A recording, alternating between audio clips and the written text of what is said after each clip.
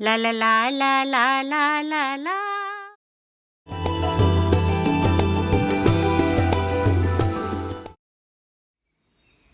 आओ सुनो कहानी के शॉर्ट फॉर्म में आपका फिर से स्वागत है। और आज की कहानी गागर में सागर की तरह है। छोटी कहानी मगर एक बहुत ही महत्वपूर्ण और सोचने लायक विषय। हम सब ने कालिदास का नाम तो सुना ही है। अपने जीवन के पूर्वार्ध में कालिदास एक साधारण व्यक्ति थे और वहाँ से वो महान कवि कालिदास बने। ये कहानी भी आपने पढ़ी होगी। आज मैं आपको उन्हीं महाकवि कालिदास की एक और कथा सुनाती हूँ। रघुवंशम में रघुवंश की गाथा, कुमार संभव में शिव और पार्वती का वृत्तांत, मेघदूत में भारत के धरा और तमाम ऋतुओं का वर्णन, ये सब कालिदास की महानता का जयघोष करते थे। दूर दूर तक उनकी ख्याति फैल चुकी थी। अब कालिदास के मन में तनिक सा अभिमान आ गया। देवी भक्त तो थे ही। अब कहते हैं भगवान अपने भक्त की रक्षा हर तरह से करता है, उसे उसी के दंभ से बचाने में भी। तो सुनिए ये कैसे संभव हुआ। एक बार कालिदास भ्रमण करते हुए चले जा रहे थे कि चलते चलते उन्हें प्यास लगी।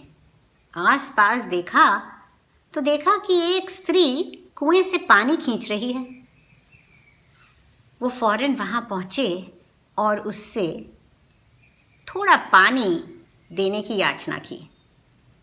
उस स्त्री ने कहा, हाँ ज़रूर, पानी मैं अवश्य दूंगी आपको, पर पहले अपना परिचय तो दीजिए। अब कालिदास ने सोचा कि अब इस गांव देहात में मुझ जैसे महाकवि को जानने वाला कौन होगा।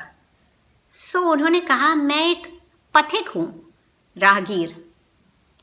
स्त्री बोली, पथिक तो दो ही होते हैं, सूरज और चांद, जो निरंतर यात्रा करते रहते हैं, उगते हैं और डूबते हैं।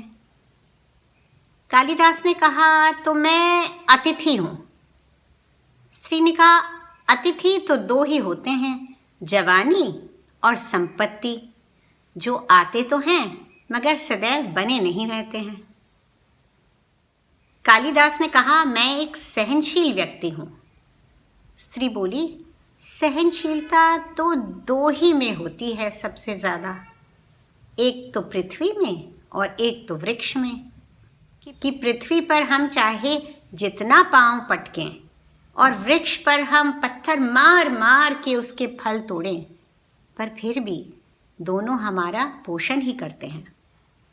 कालिदास बोले, ठीक है, तो मैं हठवादी हूँ, जिद्दी व्यक्ति।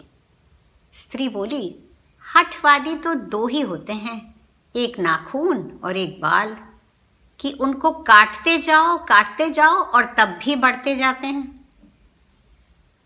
अब तक कालिदास का वैसे ही प्यास से गला बैठा जा रहा था, सूखा हुआ था, और स्त्री से ऐसी बातें सुन के वो थोड़ी झल्ला आ गए और गुस्से में बोले कि मैं मूर्ख हूँ।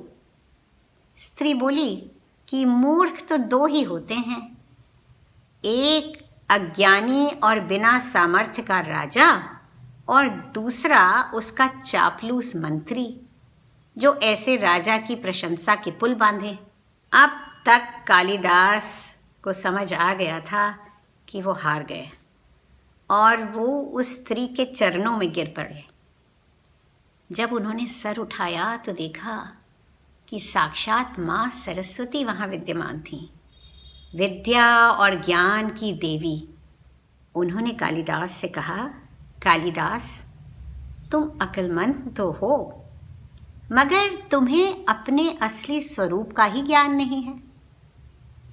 जो व्यक्ति अपनी असली स्वरूप को नहीं जानता, वो मानवता के ऊंचे शिखर तक पहुंचा ही नहीं है।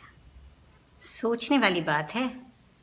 अगर हमें अपना परिचय देना हो, हमसे हमारा परिचय पूछा जाए तो हम क्या कहेंगे?